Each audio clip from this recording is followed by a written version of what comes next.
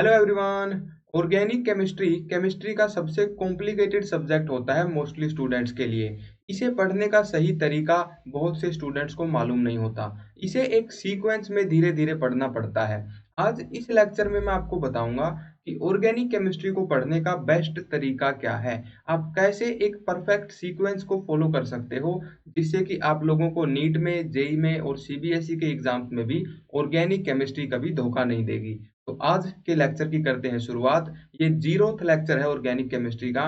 इसमें मैं basic introduction आपको करवाऊंगा ऑर्गेनिक केमिस्ट्री का। इसके अंदर कौन से सिलेबस में चैप्टर हैं, कौन से चैप्टर को पहले पढ़ना है, क्या सीक्वेंस रहेगा, ये सारी चीजें आपको ऑर्गेनिक केमिस्ट्री स्टार्ट करने से पहले ही जान लेनी है। तो यहाँ पर मैं आपको सबसे पहले बताता हूँ भाई कि ऑर्गेनिक केमिस्ट्री के सिलेबस में हमें पढ़ना क्या क्या होता है। What is there to study in organic chemistry. यहाँ पर मैंने कुछ चैप्टर्स की लिस्ट बना रखी है। उस लिस्ट को मैं आपको एक्सप्लेन करता हूँ। सबसे पहले जो चैप्टर हम लोग पढ़ते हैं भाई, वो होता है general organic chemistry. Class 11th में ये 8वां चैप्टर है और इसका नाम है organic chemistry some basic principles and techniques. तो इस चैप्टर के अंदर हम लोग क्या क्या पढ़ते हैं भाई। इसके अंदर हम लोग जनरल इंट्रोडक्शन पढ़ते हैं ऑर्गेनिक केमिस्ट्री का। ऑर्गेनिक केमिस्ट्री में किस किस तरीके के कंपाउंड होते हैं, कैसे उनको क्लासिफाई किया जाता है।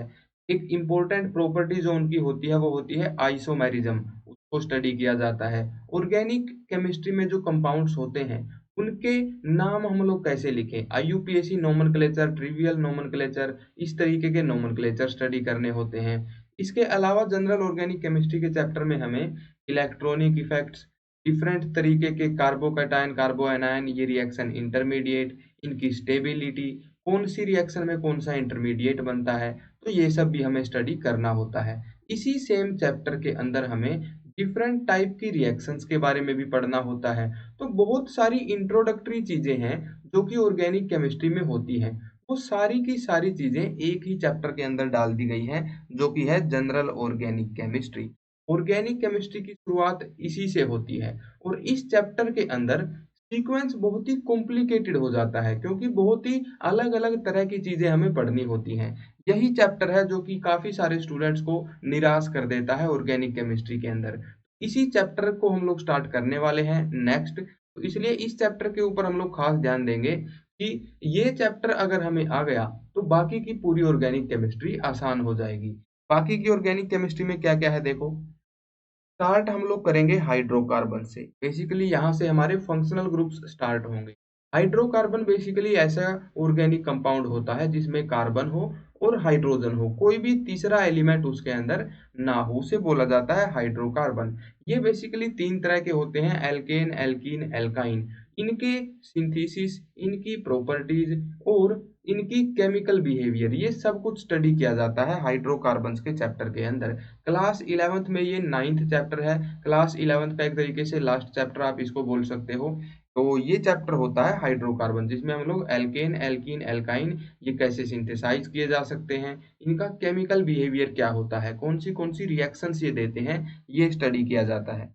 ये इनका केमिकल बिहेवियर एक्सप्लेन कैसे किया जाएगा, जनरल ऑर्गेनिक केमिस्ट्री के हिसाब से ही एक्सप्लेन किया जाएगा। इसीलिए जनरल ऑर्गेनिक केमिस्ट्री का जो चैप्टर है वो एक तरीके से आप लोग बोल सकते हो पूरी ऑर्गेनिक केमिस्ट्री की एबीसी है। अगर आपको इंग्लिश बोलना सीखना है तो अल्फाबेट्स तो आपको आने ही चाहिए। वैसे ही अगर आपको ऑर्गेनिक केमिस्ट्री अच्छे से सीखनी है तो जनरल ऑर्गेनिक केमिस्ट्री तो अपनी स्ट्रॉन्ग करनी ही पड़ेगी। अगला चैप्टर होता है halogen containing compounds. Class 12th के अंदर ये चैप्टर आता है और यहाँ से हमारे फंक्शनल ग्रुप स्टार्ट होते हैं। बेसिकली हेलोजन कंटेनिंग कंपाउंड्स में हमारे पास हेलो एल्केन्स होते हैं, ऐसे हाइड्रोकार्बन्स जिसमें हाइड्रोजन और कार्बन के अलावा एक हेलोजन भी आ जाएगा। हेलोजन जैसे कि फ्लोरीन, क्लोरीन, ब्रोमीन, आयोडीन, इस तरीके से। तो ये हेलोजन वाले कंपाउंड हो गए। हेलो एल्केन्स होते हैं, हेलो एरीन्स भी होते हैं। एरीन्स का मतलब है कुछ ऐसे एरोमेटिक कंपाउंड जिनके अंदर हेलोजन्स हमारे प्रेजेंट हों। तो हेलोजन्स जो भी होते हैं उनकी सिंथेसिस कैसे होगी, उनकी फिजिकल प्रॉपर्टीज क्या होती हैं, उनका केमिकल बिहेवियर क्या रहता है, कौन से तरह की वो रिएक्शंस दे सकते हैं, ये सब कुछ हम लोग डिटेल में स्टडी करेंगे हेलोजन कंटेनिंग कंपाउंड्स में। ये चैप्टर बेसिकली क्लास 12th में आता है। क्लास 12th में बहुत से चैप्टर होते हैं। पहला ऑर्गेनिक केमिस्ट्री का जो चैप्टर होता है वो होता है haloalkanes and haloarenes, जिसमें हमें इसी सबको पढ़ना है। नेक्स्ट हमारे पास आता है ऑक्सीजन कंटेनिंग कंपाउंड्स, ऐसे हाइड्रोकार्बन जिसमें ऑक्सीजन भी आ जाएगा। तो ऐसे ऑर्गेनिक कंपाउंड जिसमें हाइड्रोजन हो, कार्बन हो और ऑक्सीजन भी हो, वो क्या बन जाएंगे? ऑक्सीजन कंटेनिंग कंपाउंड्स बन जाएंगे। बहुत से फंक्शनल ग्रुप हमारे पास ऑर्गेनिक केमिस्ट्री में होते हैं जिनका ऑक्सीजन एक बहुत ही इंपॉर्टेंट पार्ट होता है। एग्जाम्पल के लिए एक चैप्टर आएगा अल्कोहल, फिनोल एंड ईथर। इसके अंदर alcohols, phenols and ether containing compounds को हम लोग डिस्कस करेंगे। क्या क्या चीजें डिस्कस करेंगे कि ये बनाया कैसे जा सकता है, सिंथेसिस, इनकी फिजिकल प्रॉपर्टीज और इनकी केमिकल प्रॉपर्टीज, ये सब कुछ स्टडी किया जाएगा अल्कोहल, फिनोल एंड ईथर में। इसके अलावा भी फंक्शनल ग्रुप होते हैं ऑक्सीजन कंटेनिंग, जो कि हैं aldehydes, ketones and carboxylic acid. इसके ऊपर भी एक डेडिकेटेड चैप्टर होता है क्लास 12th के अंदर। उसके अंदर भी हम लोग यही सीखेंगे कि डिफरेंट ऑर्गेनिक कंपाउंड्स जिसमें एल्डिहाइड फंक्शनल ग्रुप है, कीटोन फंक्शनल ग्रुप है, कार्बोक्सिलिक एसिड फंक्शनल ग्रुप है, ये सिंथेसाइज कैसे किए जा सकते हैं, इनकी प्रॉपर्टीज क्या है और इनका केमिकल बिहेवियर क्या है, कौन सी रिएक्शंस ये दे सकते हैं, ये सब स्टडी किया जाएगा इस चैप्टर के अंदर। इसके अलावा दो और इम्पोर्टेंट फंक्शनल ग्रुप होते हैं जिनमें ऑक्सीजन होता है, एस्टर एंड एनहाइड्राइड। एनहाइड्राइड और एस्टर, इनके ऊपर कोई स्पेसिफिक चैप्टर तो नहीं है, लेकिन इनके ऊपर भी काफी सारे क्वेश्चंस पूछ लिए जाते हैं। तो इनका भी डिस्कशन हम लोग एल्डिहाइड, कीटोन और कार्बोक्सिलिक एसिड के चैप्टर के अंदर ही करते हैं। बेसिकली जब हायर क्लासेस में हम लोग जाते हैं ना, तब एक ही चैप्टर हमारे पास होता है कार्बोनिल कंपाउंड्स। कार्बोनिल कंपाउंड्स के अंदर ही ये सारे कंपाउंड स्टडी करने होते हैं, aldehyde, ketone, carboxylic acid, ester, anhydride, इस तरीके के। लेकिन क्लास 12th के अंदर हमारे पास एक ही चैप्टर है aldehyde, ketone and carboxylic acid, और उसी के अंदर एस्टर और एनहाइड्राइड फंक्शनल ग्रुप्स को भी डिस्कस कर लिया जाता है। नेक्स्ट हमारे पास फंक्शनल ग्रुप आते हैं nitrogen containing. Nitrogen containing functional groups के ऊपर क्लास 12th के अंदर एक ही चैप्टर है अमीन्स का। लेकिन अमीन्स के अलावा भी कुछ इंपॉर्टेंट फंक्शनल ग्रुप होते हैं, जैसे कि अमाइड, नाइट्रो कंपाउंड, साइनाइड, इस तरीके के। तो बेसिकली उनका भी डिस्कशन अमीन वाले चैप्टर में ही हो जाता है। तो ये है nitrogen containing functional compounds, functional groups. आगे है भाई एक और इम्पोर्टेंट चैप्टर बायोमोलिक्यूल्स। इसके अंदर बेसिकली हम लोग ऐसे ऑर्गेनिक कंपाउंड्स की बात करते हैं जो कि बायोलॉजी के हिसाब से बहुत ज्यादा इंपॉर्टेंट हैं। हमारा जो ह्यूमन बॉडी है उसके अंदर बहुत से प्रोटीन्स होते हैं, कार्बोहाइड्रेट्स जो हम लोग खाते हैं, बहुत से तरह तरह के ऐसे ऑर्गेनिक कंपाउंड्स होते हैं जिनका हमारी लाइफ में बहुत इंपॉर्टेंट योगदान होता है। तो बेसिकली बायोमोलिक्यूल्स का जो चैप्टर है वो एक तरीके से बायोलॉजी और केमिस्ट्री का एक इम्पोर्टेंट मिक्सचर है, एक तरीके से इम्पोर्टेंट कनेक्शन है। तो इसके अंदर हम carbohydrate, amino acids, protein, nucleic acids, इन सब की बात जो है करते हैं। बेसिकली ये जो टॉपिक्स हैं इनको केमिस्ट्री के पॉइंट ऑफ व्यू से हम लोग स्टडी करते हैं। तो ये भी एक इम्पोर्टेंट चैप्टर है क्लास 12th के अंदर। इसके अलावा क्लास 11th में और 12th में कुछ और चैप्टर्स भी होते थे। For example chemistry in everyday life, इस तरीके के जो चैप्टर्स थे उनको रिमूव कर दिया गया है, बिल्कुल अननेसेसरी थे, इसलिए उनको हटा दिया गया है। अभी ये जो लिखा हुआ है मैंने, यही ऑर्गेनिक केमिस्ट्री का पूरा सिलेबस है। इसको इसी सीक्वेंस में हमें स्टडी करना होता है। अब हम लोग ध्यान देते हैं जनरल ऑर्गेनिक केमिस्ट्री के चैप्टर पर। इसके अंदर हमें क्या क्या पढ़ना होता था, देखो भाई, ये चैप्टर पूरी ऑर्गेनिक केमिस्ट्री का सबसे बड़ा चैप्टर है। इसके अंदर सारे इंपॉर्टेंट कॉन्सेप्ट हम लोग स्टडी करते हैं। लेकिन इसके बारे में सबसे इंपॉर्टेंट बात क्या है भाई, आप लोगों को ये चैप्टर एनसीईआरटी से नहीं पढ़ना है। एनसीईआरटी इस चैप्टर के लिए बिल्कुल वाहियात है। यहाँ पर कोई भी बातें डिटेल में नहीं लिखी हुई, सही सीक्वेंस में नहीं पढ़ाया गया, और कुछ भी समझ में नहीं आता है जब हम लोग इस चैप्टर को एनसीईआरटी से पढ़ते हैं। तो इसलिए इस चैप्टर को आप किसी अच्छे टीचर से ही पढ़िए, हम भी करवाने वाले हैं। अगर आपकी कोई पर्सनल प्रेफरेंस है तो वहां से भी आप पढ़ सकते हैं, लेकिन सबसे पहले ऑर्गेनिक केमिस्ट्री का यही चैप्टर पढ़ना है। अब यहाँ पर एक बात और इम्पोर्टेंट मैं आपको बताता हूँ भाई, ये जो चैप्टर है ना, ये किसी एक टॉपिक के आजू बाजू में नहीं घूमता। बहुत से छोटे छोटे इंपॉर्टेंट टॉपिक जो कि ऑर्गेनिक केमिस्ट्री को समझने के लिए जरूरी होते हैं, उन सबको असेंबल कर दिया गया है इस एक ही चैप्टर में। एग्जाम्पल के लिए अगर मैं बताऊं, एक नोमेनक्लेचर का टॉपिक है, एक आइसोमेरिज्म का टॉपिक है। इन दोनों टॉपिक्स का आपस में कोई रिलेशन नहीं है। आमतौर पे एक चैप्टर कैसा होता है भाई, एक टॉपिक होता है, उसको हम लोग स्टेप बाय स्टेप पढ़ते रहते हैं। लेकिन यहाँ पर जो टॉपिक है, for example nomenclature, isomerism, reaction intermediate, types of reactions, इनका आपस में कोई डायरेक्ट रिलेशन नहीं है। ये छोटे छोटे टॉपिक्स हैं जिनको उठा करके डाल दिया गया है जनरल ऑर्गेनिक केमिस्ट्री के एक ही चैप्टर में। इसलिए इस चैप्टर के अंदर बहुत सारे वैरायटी ऑफ टॉपिक हमें पढ़ने होते हैं। इसी की वजह से स्टूडेंट इस चैप्टर में मात खा जाते हैं, क्योंकि एक स्टोरी की तरह इस चैप्टर को नहीं पढ़ाया जा सकता। एक के बाद एक स्टेप वाइज इस चैप्टर को हम लोग नहीं पढ़ सकते। बहुत छोटे छोटे मल्टीपल टॉपिक्स हैं और ये बहुत बड़ा चैप्टर इस वजह से हो जाता है। यहाँ पर मैं इस चैप्टर को दो पार्ट में डिवाइड करूंगा भाई। जनरल ऑर्गेनिक केमिस्ट्री, इसको क्लास 11th में ये बोला जाता है organic chemistry some basic principles and techniques. हम लोग इसे बोलेंगे जनरल ऑर्गेनिक केमिस्ट्री। इसको मैं दो पार्ट में डिवाइड कर रहा हूँ। पार्ट ही रहेगा थ्योरी का, पार्ट भी रहेगा प्रैक्टिकल का, क्योंकि प्रैक्टिकल जो होते हैं ऑर्गेनिक केमिस्ट्री से रिलेटेड, खास करके एनालिसिस से रिलेटेड, उनको भी इसी चैप्टर के अंदर स्टडी किया गया है। जैसा कि मैंने बताया, बहुत से छोटे छोटे टॉपिक्स को एक ही चैप्टर में डाल दिया गया है। तो इसलिए मैं इस चैप्टर को दो पार्ट में डिवाइड करूंगा। और सबसे पहले हम लोग इंट्रोडक्शन पढ़ेंगे कि आखिर ऑर्गेनिक केमिस्ट्री क्या होती है, ऑर्गेनिक कंपाउंड्स क्या होते हैं। नेक्स्ट लेक्चर में हम लोग पढ़ेंगे कि ऑर्गेनिक कंपाउंड्स को क्लासिफाई कैसे किया जाता है, डिफरेंट तरीके के ऑर्गेनिक कंपाउंड्स हमारे पास कौन से होते हैं। तो इस तरीके से हम लोग क्लासिफिकेशन पढ़ेंगे ऑर्गेनिक कंपाउंड्स की। नेक्स्ट हम लोग नोमेनक्लेचर सिस्टम पढ़ेंगे। आज के दिन 5 मिलियन से भी ज्यादा ऑर्गेनिक कंपाउंड्स है जो कि नोन है। उन सबको हम लोग एक एक करके नाम तो उनका याद नहीं रख सकते, तो इसलिए हमने नोमेनक्लेचर सिस्टम बनाए हुए हैं। कुछ इंपॉर्टेंट और पॉपुलर कंपाउंड्स के हम लोग कॉमन नेम याद करते हैं, कुछ के लिए हम लोग आईयूपीएसी नोमेनक्लेचर ड्राइव करते हैं। तो इस तरीके से नोमेनक्लेचर हम लोग पढ़ेंगे।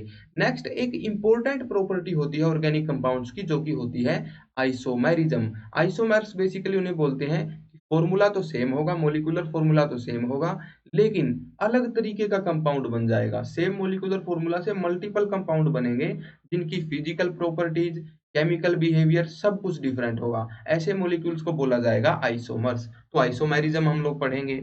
नेक्स्ट हम लोग पढ़ेंगे केमिकल रिएक्शन और रिएजेंट के बारे में। बेसिकली ऑर्गेनिक केमिस्ट्री में केमिकल रिएक्शन कैसे होती है, किस तरीके से इलेक्ट्रॉन्स का मूवमेंट होता है, ये हम लोग समझेंगे। केमिकल रिएक्शन के अंदर इंपॉर्टेंट कंपोनेंट्स क्या होते हैं, जिन्हें हम लोग रिएक्टेंट्स बोलते हैं, प्रोडक्ट बोलते हैं, सबस्ट्रेट बोलते हैं। तो इस तरीके के बेसिक नेम जो होते हैं एक केमिकल रिएक्शन से रिलेटेड, वो हम लोग स्टडी करेंगे। नेक्स्ट हम लोग रिएजेंट्स को स्टडी करेंगे। अलग अलग तरीके के रिएजेंट्स किस तरह के हमारे पास होते हैं, न्यूक्लियोफाइल, इलेक्ट्रोफाइल क्या होता है, ये सब भी हम लोग स्टडी करेंगे इसी लेक्चर के अंदर। नेक्स्ट लेक्चर हमारा रहेगा रिएक्शन इंटरमीडिएट का। रिएक्शन इंटरमीडिएट बेसिकली ऐसे ऑर्गेनिक कंपाउंड होते हैं जो कि किसी केमिकल रिएक्शन के बीच में बन जाते हैं। For example carbocation, कार्बोएनायन, free radical, carbene, नाइट्रीन, इस तरीके के बहुत से रिएक्शन इंटरमीडिएट हमारे पास होते हैं। क्लास 11th और 12th के हिसाब से जो सबसे ज्यादा इंपॉर्टेंट होते हैं वो होते हैं कार्बोकैटायन, कार्बोएनायन एंड फ्री रेडिकल। इनके बारे में हम लोग पढ़ेंगे। कौन सी रिएक्शन के अंदर ये बन सकते हैं, कौन से प्रोडक्ट ये बना सकते हैं, ये सब कुछ डिस्कस हम लोग करेंगे। नेक्स्ट हम लोग पढ़ेंगे इलेक्ट्रॉनिक डिस्प्लेसमेंट इफेक्ट्स। बहुत सारे इलेक्ट्रॉनिक इफेक्ट होते हैं जो कि हमारी रिएक्शन के अंदर प्रोडक्ट को इफेक्ट करेंगे। कौन सा प्रोडक्ट बनेगा वो उन इलेक्ट्रॉनिक इफेक्ट्स के हिसाब से देखना पड़ेगा। हमारे पास प्राइमरी इलेक्ट्रॉनिक इफेक्ट भी होते हैं, सेकेंडरी भी होते हैं। प्राइमरी में आ जाते हैं हमारा इलेक्ट्रोनेगेटिविटी, साइज का फैक्टर, स्टेरिक फैक्टर्स, इस तरीके के प्राइमरी इलेक्ट्रॉनिक इफेक्ट भी हमारे पास होते हैं। उसके बाद आते हैं secondary electronic effect. For example inductive effect, electromeric effect, mesomeric effect, resonance and hyper conjugation, इस तरीके के भी इफेक्ट हमारे पास आते हैं, उनको भी हम लोग स्टडी करेंगे। नेक्स्ट हम लोग इसी थ्योरी के पार्ट ए में क्या स्टडी करेंगे, डिफरेंट टाइप्स ऑफ रिएक्शंस कौन सी होती हैं ऑर्गेनिक केमिस्ट्री में, कौन से टाइप की रिएक्शन हो सकती है। रिएक्शंस को हम लोग एक तरीके से क्लासिफाई करेंगे। इसमें हमारे पास सब्स्टिट्यूशन आती है, एडिशन आती है, एलिमिनेशन आती है, और इसी के साथ साथ हमारे पास रीअरेंजमेंट भी आती है। इन सभी रिएक्शंस के भी फर्दर पार्ट होते हैं। तो इस तरीके से जितनी भी तरह की रिएक्शंस हो सकती हैं ऑर्गेनिक केमिस्ट्री में, सबका बेसिक इंट्रोडक्शन, सबका डिस्कशन हम लोग कर देंगे। इस तरीके से जनरल ऑर्गेनिक केमिस्ट्री का पहला पार्ट, मतलब कि थ्योरी वाला पार्ट जो है, खत्म होगा। उसके बाद इस सेम चैप्टर का स्टार्ट होगा दूसरा पार्ट, पार्ट बी, जिसके अंदर प्रैक्टिकल चीजें हम लोग पढ़ेंगे। प्रैक्टिकल्स में क्या क्या होता है ऑर्गेनिक केमिस्ट्री के, इसमें सबसे पहले तो हमारे पास क्या होगा भाई, मान लो हमारे पास कोई ऑर्गेनिक कंपाउंड होता है, हम लोगों ने चाहे वो कहीं से एक्सट्रैक्ट किया हो, चाहे लैब में सिंथेसाइज किया हो, उसके अंदर इम्प्यूरिटीज आ सकती हैं। उन इम्प्यूरिटीज को अलग करने के लिए प्यूरिफाई करना पड़ता है। तो इसीलिए पहला टॉपिक प्रैक्टिकल्स में रहेगा प्यूरिफिकेशन ऑफ ऑर्गेनिक कंपाउंड्स। बहुत से तरीके हमारे पास होते हैं प्यूरिफिकेशन करने के, डिस्टिलेशन होता है, क्रोमेटोग्राफी होता है, इस तरीके से सारे तरीके जो भी हमारे पास हैं वो सारे हम लोग डिस्कस करेंगे प्यूरिफिकेशन ऑफ ऑर्गेनिक कंपाउंड में। इस तरीके से प्योर फॉर्म में हम लोग ऑर्गेनिक कंपाउंड को निकाल सकते हैं। नेक्स्ट टॉपिक जो रहेगा इस पार्ट का वो रहेगा qualitative analysis of organic compounds. इसके अंदर हम लोग क्या पढ़ते हैं, इस टॉपिक के अंदर हम लोग पढ़ते हैं कि डिफरेंट ऑर्गेनिक कंपाउंड्स के अंदर कौन से फंक्शनल ग्रुप्स प्रेजेंट हैं, कौन से एलिमेंट्स प्रेजेंट हैं।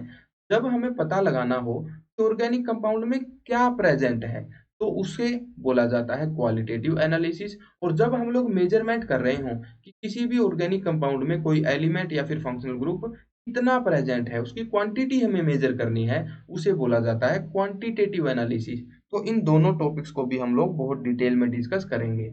ऐसे ये खत्म होगा पहला चैप्टर। ये पहला चैप्टर बहुत बड़ा है, इसके अंदर बहुत सारे टॉपिक्स हमें पढ़ने होते हैं और काफी सारे टॉपिक्स का आपस में कोई डायरेक्ट रिलेशन भी आपको हो सकता है ना दिखे। इसलिए इस चैप्टर को मैं बहुत बारीकी से पढ़ाने वाला हूँ, पूरा डिटेल में स्टेप बाय स्टेप समझाने वाला हूँ, इसकी वजह से इस चैप्टर में आपकी कोई भी कंफ्यूजन ना रहे। अगर ये चैप्टर आप लोगों ने अच्छे से समझ लिया तो पूरी की पूरी ऑर्गेनिक केमिस्ट्री आपके लिए बाएं हाथ का खेल हो जाएगी। बिल्कुल आसानी से पूरी ऑर्गेनिक केमिस्ट्री आप लोग सोल्व कर दोगे। एक और इम्पोर्टेंट बात भाई, ये जो पहला चैप्टर है ना, ये सबसे ज्यादा कॉम्प्लेक्स स्टूडेंट्स को लगता है, सबसे ज्यादा कॉम्प्लिकेटेड लगता है। मैं आपको एक सलाह दूंगा, हो सकता है कि पहली बार में आपको ये पूरा चैप्टर अच्छे से समझ में भी ना आए, हो सकता है कि आप कहीं ना कहीं इसके बीच में ही कहीं खो जाओ कि आखिर हम लोग पढ़ क्या रहे हैं। मैं आपको बेस्ट तरीका बताता हूँ इस चैप्टर का। आप लोग ऑर्गेनिक केमिस्ट्री की शुरुआत और ऑर्गेनिक केमिस्ट्री का खात्मा इसी चैप्टर से करो। आप लोग सबसे पहले ये चैप्टर पढ़ो, जितने कॉन्सेप्ट समझ में आते हैं वो समझते जाओ, उसके बाद बाकी की पूरी ऑर्गेनिक केमिस्ट्री आप लोग पढ़ लो।